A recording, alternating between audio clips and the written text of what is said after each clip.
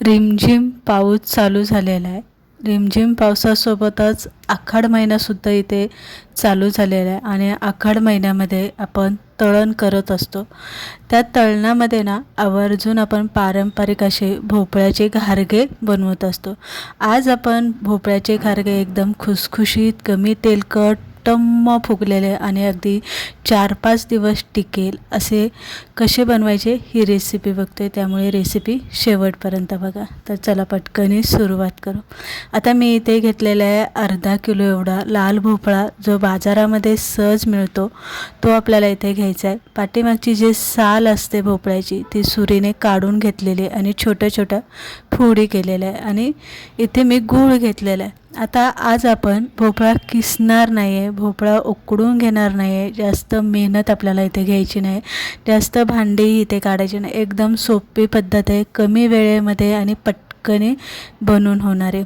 आता इथे फोडी केलेल्या आहे त्या आपल्याला मिक्सरच्या भांड्यात घालायचं आहे, गूळ घालायचा आहे. पाण्याचा वापर इथे पिसताना अजिबात करायचा नाही आणि मिक्सरला पिसून घ्यायचं आहे. तर इथे तुम्ही बघू शकता ग्रेव्हीसारखं आपण हे भोपळा आणि गूळ पिसून घेतलेलं आहे. थोडंसं मी यामध्ये पाणी घातलेलं आहे. पाणी घातलं की आपल्याला हे फक्त आणि फक्त 5-6 मिनटं झाकण ठेवून शिजवून घ्यायचे. गॅस इथे मोठाच ठेवायचा आहे, बारीक वगैरे काही करायचं नाही. फक्त 5 मिनटांमध्ये आपल्याला एक उकळी काढून घ्यायची. 5 मिनटं झाले, उकळी आलेली आहे आणि शिजलं गेलेलं आहे. इथे तुम्ही बघू शकता याचं टेक्स्चर जे आहे ना, कचवटपणा जो आहे ना यामधला तो इथे गेलेला आहे आणि याला जरासा घट्टपणा आलेला आहे. गार होऊन द्यायचं. पूर्ण गार झाल्याच्या नंतर तुम्ही इथे बघू शकता असं घट्ट हे सारण झालं पाहिजे. नंतर यामध्ये आपल्याला खसखस घालायची आहे, विलायची पावडर घालायची आहे, जायफळ पावडर यामध्ये आपल्याला आवर्जून घालायची आहे, सुंठ पावडर घालायची आहे, थोडंसं मीठ आपल्याला चवीप्रमाणे घालायचं आहे. गोडाचा कोणताही पदार्थ असो, मीठ थोडं घातलं की त्याची चव आणखी वाढते. त्यानंतर जायफळ इथे किसून घातलेलं आहे. आता इथे आपल्याला खुसखुशीतपणा, टम फुगली पाहिजे आणि तेलकट अजिबात झाली नाही पाहिजे. त्यासाठी काय करायचं आहे, 2 किंवा 3 चमचे तांदळाचं पीठ यामध्ये आवर्जून घालायचं आहे. आता काही जणी काय करतात, बेसन पीठ घालतात, पण मी इथे बेसन पीठ घातलेलं नाही आहे, तांदळाचं पीठ घातलेलं आहे. आणि त्यानंतर जसं बसेल तसं आपल्याला यामध्ये गव्हाचं पीठ घालायचं आहे. पाणी आपल्याला हे पीठ मळताना अजिबात वापरायचं नाही आहे. त्या सारणामध्येच आपल्याला पीठ मळून घट्टसर गोळा करून घ्यायचा आहे आणि 10 मिनटं भिजायला झाकून ठेवायचा. 10 मिनटानंतर तुम्ही ते बघू शकताय छान पीठ आपलं मुरलं गेलेलं आहे, भिजलं गेलेलं आहे. परत एकदा हाताने चांगलं असं मळून घ्या, म्हणजे पीठ व्यवस्थित सैलसर होतं. आता इथे छोट्या छोट्या गोळ्या बनवून पुऱ्या करण्यापेक्षा एक मोठी चपाती मी लाटून घेणार आहे आणि मग पुऱ्या एखाद्या वाटीच्या साहाय्याने कट करून घेणार आहे. आता इथे आपल्याला जाड पुऱ्या अजिबात करायच्या नाही.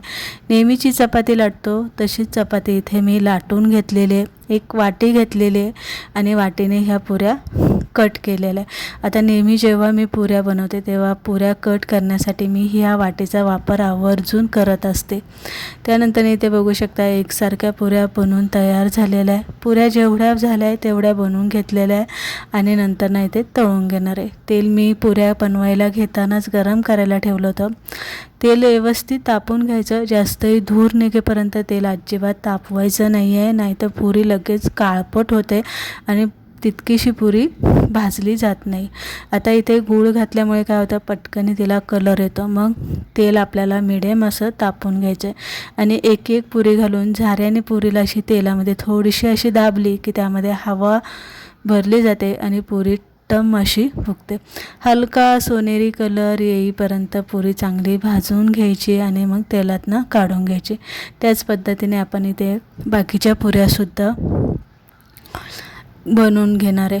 जशा तुम्ही बनवून घ्याल तशाच पटकन तिला तळून घ्यायची. अशा बनवून तुम्ही हवेवरती ठेवू नका. गूळ घातल्यामुळे काय होतं, पीठ लगेच असं हवेवरती आकसलं जातं आणि मग पुरी काय होतं, कडक होते आणि तळताना ती अशी टम फुगली अजिबात जात नाही. तर या पद्धतीने बाकीच्या राहिलेल्या पुऱ्या करून तळून घेतलेल्या एकूण एक पुरी अशी एकदम टम फुगली गेलेली आहे, कुठेही तिला असे बुडबुडे वगैरे आलेले नाही. छान अशी प्लेन आलेली आहे आणि जशी खास्ता कुरकुरीत खुसखुशीत पाहिजे अगदी तशीच पुरी आपली इथे बनवून तयार झालेली आहे. आता जाळी असेल ना तुमच्या, जाळीवरती ठेवा, नाही तर गरम अशा आपण पुऱ्या ठेवल्या की खालून तिला लगेच घाम येतो. टम फुगलेले एकदम प्लेन अशी झालेली आहे आणि इथे बघू शकता एकदम बोटाने ठोकलं की बोट आतमध्ये जातं आणि हवा बाहेर निघते. तर अशा पद्धतीने आपण इथे बाकीच्या सगळ्या पुऱ्या इथे बनवून घेतलेल्या. 3-4 दिवस ह्या पुऱ्या आरामात टिकतात. प्रवासात नेऊ शकता, नाश्त्यासाठी तुम्ही चहाबरोबर दुधाबरोबर खाऊ शकता. आखाड महिन्यामध्ये विशेष करून ह्या बनवल्या जातात. तर अशा पद्धतीने एकदम सोपी पद्धत, भोपळा किसला नाही आहे, चिरला नाही आहे, उकडला नाही आहे, भोपळ घाऱ्या बनवून आपल्या तयार झालेल्या आहे.